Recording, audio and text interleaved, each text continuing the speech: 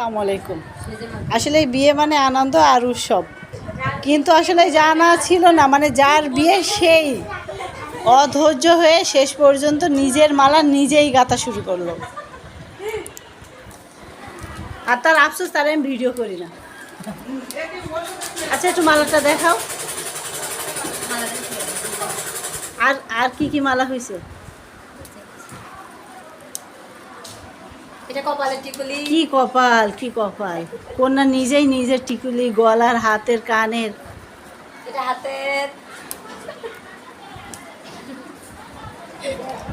এই যে কলার কলার।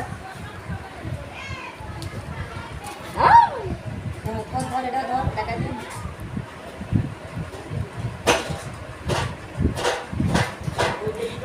এটা হলো আর কি গরিবের কমিটি সেন্টার।